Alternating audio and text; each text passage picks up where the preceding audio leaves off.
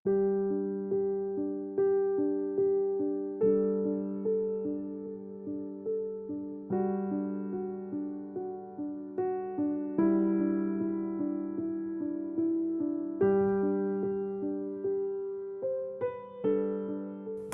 Saat Teduh Gereja Kristen Jakarta, Minggu 28 April 2024. Judul renungan, Peran Manusia dalam Kekudusan. Dasar firman Tuhan terambil dari 1 Petrus pasal 1 ayat 13-15a. Sebab itu, siapkanlah akal budimu, waspadalah, dan letakkanlah pengharapanmu seluruhnya atas kasih karunia yang dianugerahkan kepadamu pada waktu penyataan Yesus Kristus. Hiduplah sebagai anak-anak yang taat, dan jangan turuti hawa nafsu yang menguasai kamu pada waktu kebodohanmu.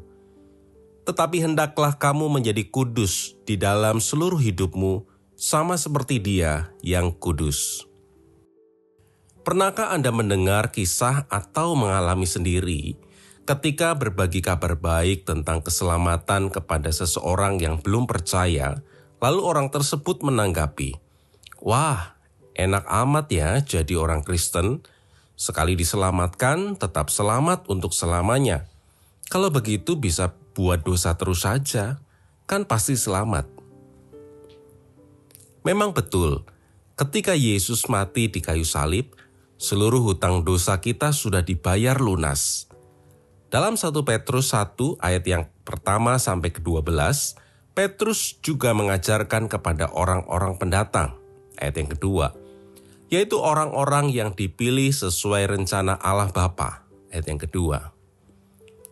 Menerima suatu bagian yang tidak binasa, yang tersimpan di sorga, ayat yang keempat, yaitu keselamatan, ayat 5 sampai dengan 10.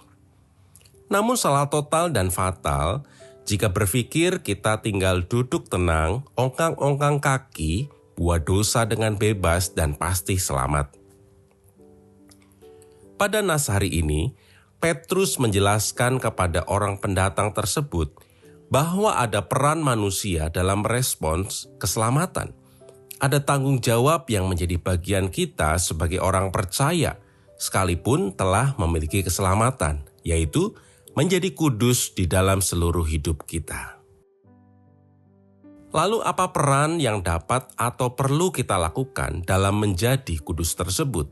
Pertama, firman mengajarkan bahwa kita perlu menyiapkan akal budi kita untuk waspada dalam meletakkan pengharapan kita seluruhnya kepada kasih karunia Yesus Kristus. Kita sebagai warga kerajaan sorga yang hidup seolah sebagai pendatang di bumi ini, mungkin seringkali harus berduka cita oleh berbagai-bagai pencobaan, seperti konsumerisme, hedonisme, dan lain-lain. Dan ketika tidak waspada, akal budi kita bergeser dalam meletakkan pengharapan mungkin kepada ketakutan dan kehebatan diri sendiri, kepada harta yang kita miliki, kepada orang lain, atau kepada kekuatan-kekuatan lain yang bukan Kristus. Kedua, firman menegaskan bahwa kita perlu hidup dalam ketaatan dan jangan menuruti hawa nafsu pada waktu kebodohan, ayat 14. Waktu kebodohan dalam bahasa aslinya diartikan terkadang dengan gagasan kebutaan yang disengaja. Sebagai contoh, belakangan ini marak penipuan dengan mengirimkan pesan bahwa Anda beruntung mendapatkan hadiah uang jutaan rupiah. Berita penipuan seperti ini sudah viral diberitakan, namun masih sering dan banyak terjadi. Padahal saat orang menerima pesan tersebut, sebenarnya sudah ada firasat ini seperti tidak mungkin, sepertinya penipuan. Namun tawaran iming-iming hadiah tersebut membuat kita penasaran dan menjadi buta, sehingga kita terseret hawa nafsu. Kita dikuasai oleh keinginan atau keserakahan kita, lalu akhirnya tertipu. Lalu kita merasa seperti orang bodoh, padahal Roh Kudus sudah memberikan firasat hati nurani bahwa ini hal yang tidak benar.